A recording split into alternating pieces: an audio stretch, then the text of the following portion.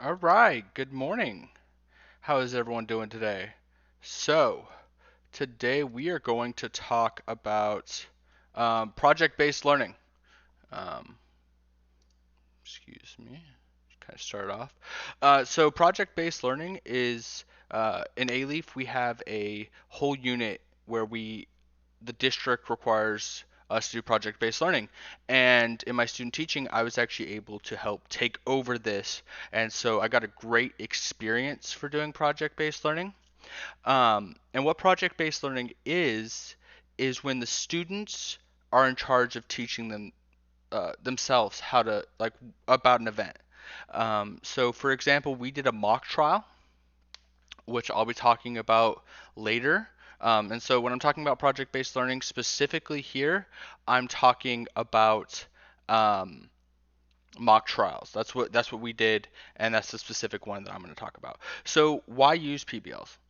It's student-led, right? So the teacher is just in charge of leading discussions, giving students background information, and scaffolding the activity for students to be able to get the information that they need.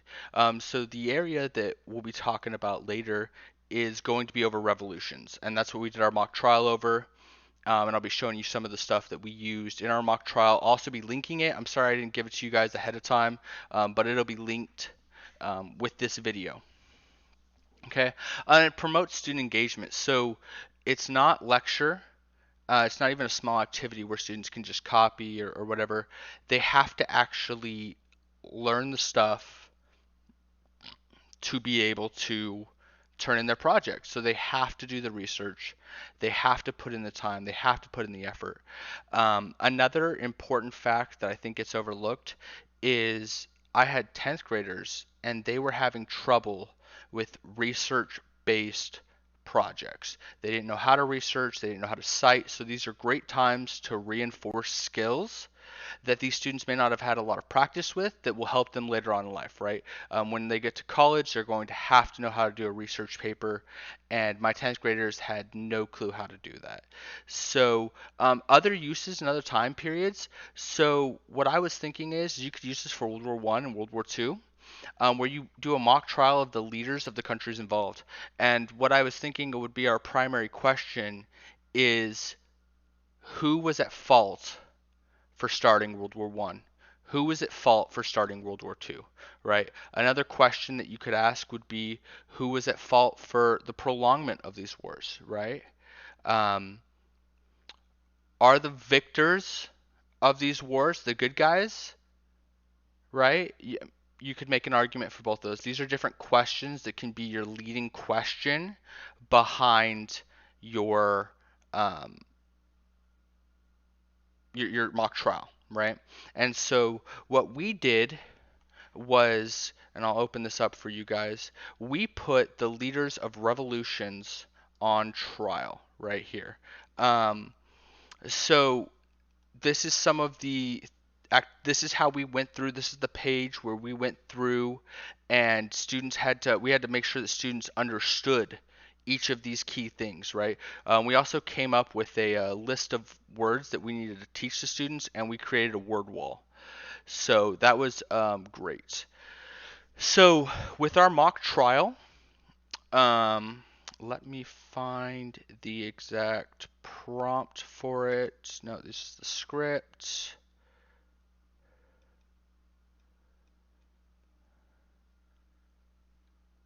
Sorry guys, I had this all organized, but I had to update this onto a different computer.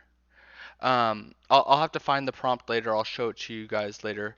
Um, but a super important part about PBLs in general, or any group project, is giving students specific roles.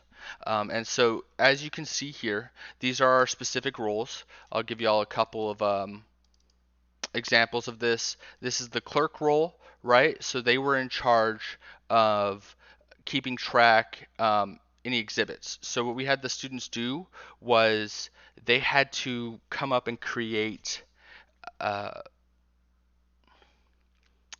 create like pieces of history, for lack of better words. So an example was we were doing the American Revolution and the French Revolution. And so one example would be like having the Constitution, or the not the Constitution, my bad, having the Declaration of Independence. They would make that, and the clerk's job was in charge of that. So we had lawyers. We had three lawyers, and one was in charge of the opening argument, which we have forms for. One was in charge of the closing argument, and one was in charge of examining the witnesses. So these are our different forms that we had for each of them. Um, Now, we also had several witnesses, and what they had to do to fill out this witness form was they had to figure out and do a bunch of research about what this witness would have seen or thought of at the time. And so with that, they were able to answer questions from the lawyers in a way that the person that they were representing would have at the time. And so that's why we gave them questions ahead of time. So we decided to get rid of the jurors for this mock trial because we felt that it was not needed, but this is something that you can use. If you're doing two different trials, uh, you can use this, right? So this was for our more advanced classes. We use this in AP and pre-AP. This is what we did because we were doing two trials instead of one.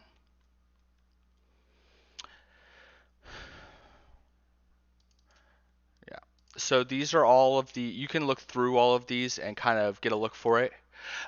So for the lower level students, for our academic students or our SPED students, we actually, oh, here they are. Here's the actual trial. Was the prompt that students were given that they had to, each group was given to. All right, and this is Louis the 16th's mock trial, and this is King George the Third. All right, and these were the list of witnesses that they could use for the defense and for the prosecution, and they got to pick those. Something that we did. Oh, go back. Hold on. Okay, mock trial, readings. Okay, so something that we did for our lower level students, for our ESL classes, we did the research for them. We found one pagers or two pagers where the students could get the information about these revolutions because this was our differentiated instruction. And so they were able to look at these at our pre-AP level, which is the level I was teaching at. We actually had the students do a research paper. And so we divided them into four groups, one for prosecution and one defense of each side. And they had to write a research paper. And this was very hard for them, trying to understand how to find reliable sources, how to cite sources. And so I spent several days lecturing about how do we cite a source. Something that I found was super funny is I showed them citation machines so that they could not mess it up. I also showed them Purdue's, let's see,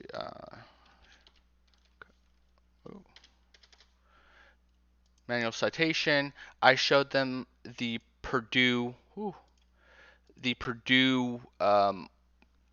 site so that they could find these citations and so they could use this in the future. Because this is what I use to get through college when I have a professor that goes, hey, I want it in this random kind of citation. And I'm like, I have no clue how. This is where I go and I read. And I showed them exactly how to do this. And this is something that you're definitely going to have to show students because even if they understand MLA, they may not understand how to format their paper in MLA. And so I gave the students either MLA or Chicago Manual, giving them a choice, and that was super important. And I was very lenient on this. So something that we thought was very important was having checkpoints. So I'll go back to here. Um, So it's under mock trial. Having checkpoints. So each day we had something due. So with this, we were able to keep students on track. With the pre-AP level courses, we were actually able to spend less days than these 3 weeks on it. We actually spent only a week on the actual mock trial. The rest was done at home, but on our lower level classes, that was not possible. So this is mock trials. It's a lot of work, but you can also there are um, sites that have these forms already made. Of course, you could also steal it from me, since I will be giving you the link to this. Now, why student feedback from this?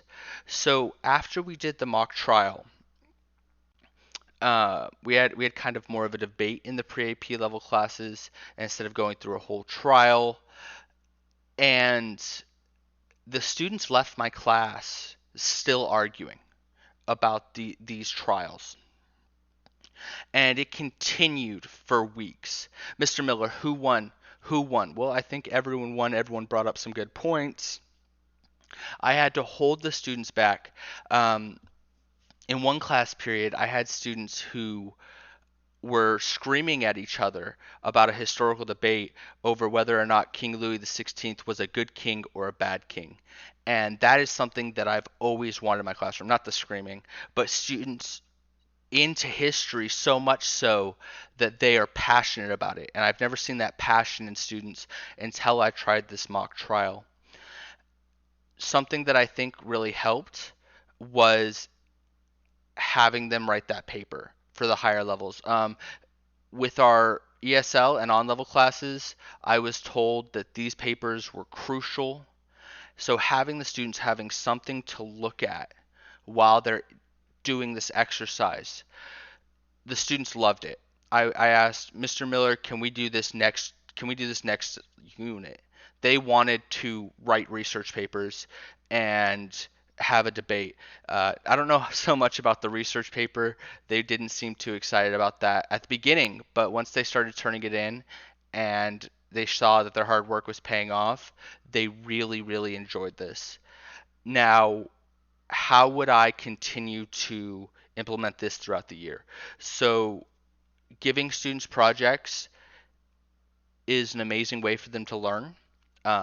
I like group projects, but I also like solo projects. With this mock trial, it's kind of a mixture of a PBL and a debate or Socratic seminar. And so I held a couple more debates in my class, and the students got very into it and really loved it. Writing the paper was very hard for them, but after they wrote that first paper, I graded their rough drafts very harshly. Um, of course, giving them a chance to resubmit for a higher grade, and 90% of them did resubmit, but I wanted them to have a hard time with it so that their actual papers would be good. And had COVID-19 not come in, we had another paper and debate planned for later on in the year. We were actually planning on doing the World War II event, but we just didn't have time, and COVID-19 has kind of wrecked that with the whole student teaching thing. So the most important parts about a mock trial is having the students having something during the mock trial that they can look back at. And that would be these different forms here. And then the most important thing is, especially since I was dealing with 10th graders, is that students are not great with time management. Shoot, I'm not great with time management as a senior in college. And so sophomores in high school really need to have something due each day. And that keeps the group going. And having these checkpoints is super important. That was my experience with teaching PBL and leading a PBL. My mentor teacher actually let me lead the entire thing, and it was a great experience. The kids loved it, and I feel like it worked disciplinary. The English teachers saw that they were writing a paper, they were getting to work on research, which is useful in every class. And so thank you. Sorry I didn't have a camera, guys. My webcam broke, but I will see you guys later. Thank you.